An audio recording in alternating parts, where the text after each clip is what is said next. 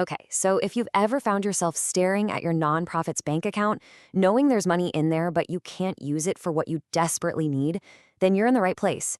We're going to break down one of the most frustrating parts of nonprofit finance and figure out how to build a much stronger organization.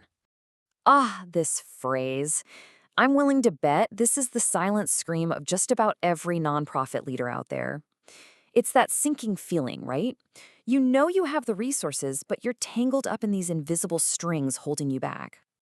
And this leads to this bizarre paradox. You've got $500,000 in the budget, but you can't fix a burst pipe that's flooding your office. How is that even possible? It sounds crazy, but it happens all the time. Today, we're going to figure out why. All right, let's pull back the curtain and meet the main culprit here. We're talking about restricted funds. The best way to think about them, it's like getting a $50 gift card to a fancy steakhouse when what you really need is $50 for groceries. So what are they, really? Well, restricted funds are basically money that comes with strings attached. A funder gives you money, but they tell you exactly how, where, and when you're allowed to spend it. It's kind of like a golden cage. It looks great, but you don't have a lot of freedom. And here's where it gets super complicated. You've got these four main types of rules. The money might be tied to a specific program, or a type of expense, or a timeline, or even a specific group of people you have to serve. And the worst part? These often stack on top of each other, creating this tangled web of rules that's just a nightmare to manage. So the bottom line is this. If you rely too heavily on restricted funds, it can really suffocate your organization. It buries you in paperwork, it completely kills your ability to adapt to new challenges, and it leaves you wondering how you're going to pay for the absolute basics. But hey, don't worry, it's not all doom and gloom. There's an antidote to all this. It's called flexible funding, or unrestricted funds.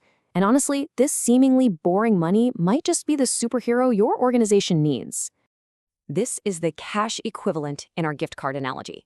It's money with no strings attached. You can use it for whatever you need, whenever you need it. It's like a master key that unlocks every door, letting you tackle your most urgent problems. I mean, just look at the difference here on the chart. It's night and day. With restricted funds, you're on this winding, difficult road with tons of obstacles. But with unrestricted funds, you're on a wide open highway and you can just accelerate toward your mission. Now let's be real. Nobody gets excited about paying for rent or insurance. These are the boring costs. But here's the thing. Without them, none of the exciting, mission-driven work can happen. Unrestricted funds are the unsung heroes that literally keep the lights on. Okay, so this isn't about restricted funds being bad and unrestricted funds being good. It's not that simple. Restricted funds are still really important. The secret here is to think like an investor and build a balanced, diversified funding portfolio. Now this right here, this is what an unhealthy mix looks like. So many organizations are in this boat. It's like a financial house of cards. It might look big, but one unexpected problem, like that burst pipe, and the whole thing just collapses. But this is what you want to aim for, a healthy mix.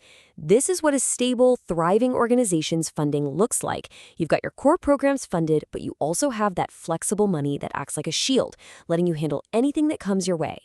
So what's the magic number? Well, most experts agree that you should aim for about 30 to 50% of your total revenue to be unrestricted. That's the sweet spot. That's the key to being resilient. So take a second and think, where does your organization land? So now you've got a target in mind, but how do you actually get there? Well, it's not about working harder, it's about being more strategic.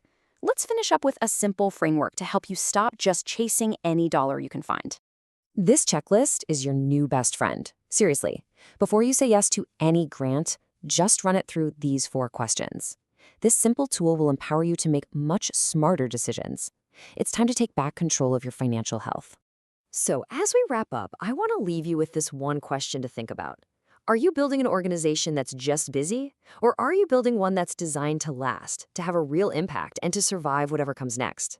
Because the future of your mission really depends on it.